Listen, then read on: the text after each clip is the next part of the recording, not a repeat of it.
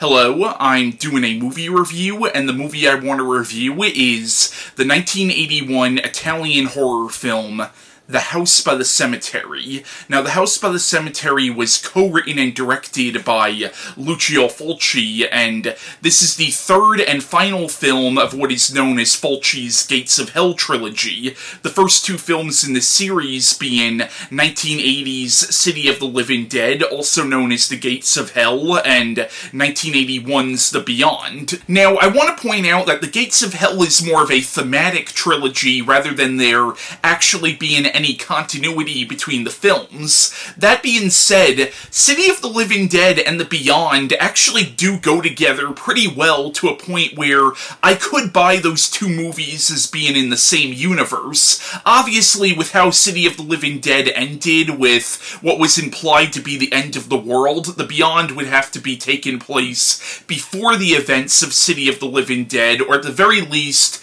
the two movies have to kind of be happening at the same time. The point I'm trying to make is those two movies do fit together really well, whereas The House by the Cemetery really is kind of the outlier of the series, where on the surface, this really has nothing to do with the first two movies at all. There really is only one zombie in the movie, if you want to call the antagonist of this film a zombie, which that certainly is debatable, and actually the creation of the villain seems to have been the result of a science experiment, and there really is nothing in this movie about the gates of hell. That being said, maybe you could assume that there was some black magic involved in the creation of the monster in this film, so that's a way you could maybe connect it, and there are ghosts in this movie too, and there is technically a gateway to an afterlife at the end of this film, but it's not necessarily hell, at least not on the surface.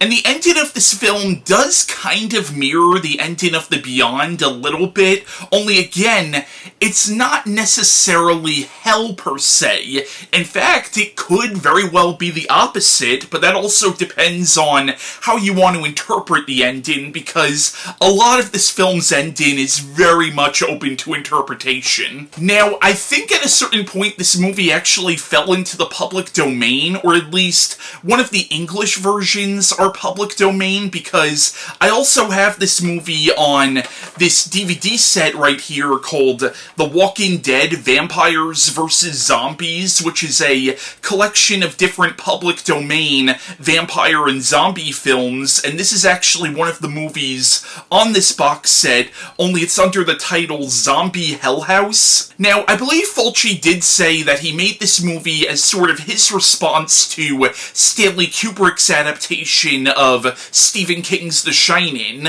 Like, basically, he wanted to do his own version of The Shining, if you will. But the movie also takes elements from Mary Shelley's Frankenstein, as well as Herbert West's Reanimator by H.P. Lovecraft. Again, there's that Lovecraft connection that runs all throughout the Gates of Hell trilogy. The movie also takes elements from The Turn of the Screw by Henry James. Now, The House by the Cemetery is probably my least favorite of the Gates of Hell trilogy, but it's still a really enjoyable movie. And it's weird because plot-wise, this is almost a little more straightforward than the first two movies, yet at times it's almost a little more confusing than the first two films, and it's also just as surreal and dreamlike. So, the plot of House by the Cemetery is we follow this doctor named Norman Boyle, whose colleague had recently killed his mistress and then killed himself, and he has accepted the same research project that his friend was working on and ends up moving into the house that he was previously living in. This house, which is built next to a cemetery, dates back to the 19th century when it was home to a doctor named Freudstein, who also killed his family and was also doing these strange experiments. But before the Boyle family moves into the Freudstein home, Dr. Boyle's son Bob is seeing this ghostly little girl who keeps telling him, "Don't go to the house, stay away from this house," and when Bob tries to tell his parents, they of course don't believe him and think that this little girl is just an imaginary friend. And when they get to the Freudstein house, people start getting murdered, and it turns out the basement is home to a monster. Now, technically this is a spoiler, but it turns out this monster is actually Dr. Freudstein. It turns out that he's been keeping himself alive for close to 100 years by taking his victims' body parts to sort of regenerate his cells, but over time he's become less and less human and more of an undead creature. Now, the film stars Catriona MacColl as Lucy, Dr. Boyle's wife and Bob's mother. Now, she was in the first two movies playing different characters. You also have Paolo Malco as Dr. Boyle. You also have Giovanni Frezza as Bob. Now, he would go on to work with Lucio Fulci again in Manhattan Baby, and he would also go on to be in Lamberto Bava's Demons. But he would actually retire from acting as a teenager and would go on to be a diver and a martial artist. But it's hard to say if he's good or bad in this movie, because he is dubbed. Granted, all the actors are dubbed because this is an Italian film. But if you watch the dubbed version, he's clearly dubbed by what sounds like an older woman, which is kinda weird and kind of hilarious. You also have Ania Pieroni, whose name I'm probably butchering. She was also in Dario Argento's Inferno and Dario Argento's Tenebrae. But she plays Bob's nanny or babysitter, and she's a really strange character in the movie, and the film doesn't really explain why she's so weird. But yeah, I really enjoy House by the Cemetery. Like I said, it is my least favorite of the Gates of Hell trilogy, but it's still a really solid horror film. And like I said before, plot-wise, it is a little more straightforward than City of the Living Dead or The Beyond. Like, it's almost a slasher film, yet at the same time, there are still these really surreal, dreamlike things that happen in the film. Like, at one point, Bob sees this mannequin that looks just like his babysitter, and like the mannequin all of a sudden gets decapitated, and we never really find out what the significance of all that is. And it also seems like the people in this town know about Dr. Freudstein and know about what's going on at this house, yet it doesn't really explore it that well. Like, you don't really know to what extent the locals know about this, but it certainly is implied that the locals of this town know something about what's going on. And the movie really does have a very creepy tone and atmosphere, where it sort of lacks in narrative cohesion. It makes up for just with the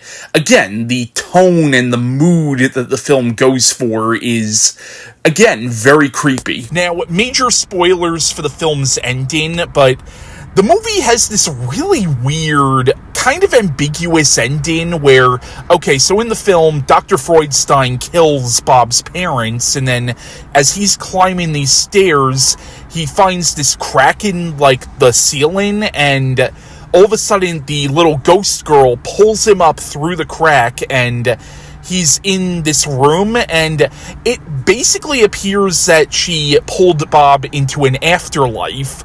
It kind of mirrors the end of The Beyond, where at the end of The Beyond, the two main characters went to hell.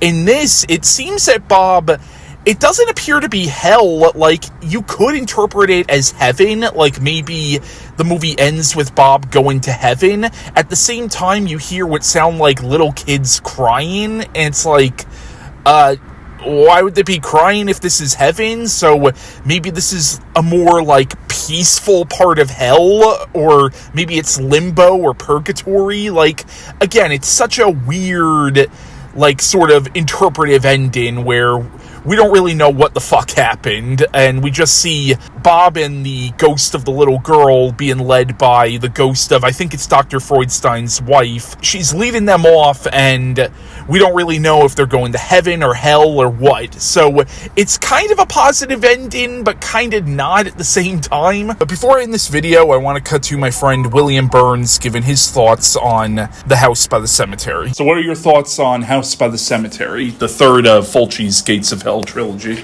I like it a lot. I think over the years I've come to appreciate it more, but I think I saw it after seeing like The Beyond, City of the Living Dead, Gates of Hell, even Zombie. So I think I was a little bit disappointed in it. You know, I was expecting for it to hit the same heights as that movie. But over time, the more I've seen it, it is a really good movie. I really like the film. I really like the atmosphere of the film. I think that again, that New England setting, that old house, the fact that there was a grave in the house itself is kind of an interesting idea. But I really enjoyed it. The only thing I think that takes away from it is I think that this film is a little bit more it borrows a little bit too much from other films, where I thought like The Beyond, City of the Living Dead, even Zombie were very original, right? They were very original. Whereas House of the Living Dead is a little bit more borrows from from The Shining. It borrows from some other kind of other films. So when you see it, you're like, oh yeah, it's a connection. You could see the connection to these other films. But I still love the movie. I love the character, Dr. Freudenstein, right? He's awesome. He's so creepy and weird, and like you even get into like the mythos of this one character, which you don't really get in the other films, right? Because they're not really solely character based films in terms of the villain. Sort of this sort of in The Beyond and in City of the Living Dead, it's just a sort of vague. Maybe the priest a little bit in City of the Living Dead, but it's like this vague kind of like black magic, this vague kind of like evil, where in House by the Cemetery it's less about that and more about this one sort of villain, right? This one sort of antagonist. But that's pretty cool too, because then you find out about his background and but yeah, I think it's a great film. I even like that little kid. I know a lot of people don't like the little kid. Bob. Yeah, Bob. I know they don't like Bob, but I kind of feel sorry for Bob, to be honest. But no, I really enjoyed the film. I thought it was really good. I think I love the way he uses the house in the film. It actually kind of reminds me, so the whole thing with the basement and everything, it kind of reminded me a little bit when I first saw it of Don't Be Afraid of the Dark, that TV movie, about how the basement was so like evil and there was something bad in the basement. And but yeah, I love all his films. So again, House by the Cemetery, when I first saw it, I liked it, but I didn't love it as much as the other ones. But I've come to really love this film. This is a film that has really grown on me, whereas the other two, I instantly loved right from the beginning. But yeah, House by the Cemetery has really grown on me. It's a really good film. I also like the score. Walter Rizzati, I think, or something. But his score to this movie is really good too. But yeah, I really like House by the Cemetery. I think it's a good film. So yeah, that was my review of The House by the Cemetery, and this concludes my series of reviews on the Gates of Hell trilogy. The next franchise I want to tackle for this year's horror month will be the Wishmaster franchise. So my next movie review will be on the 1997 horror film Wishmaster.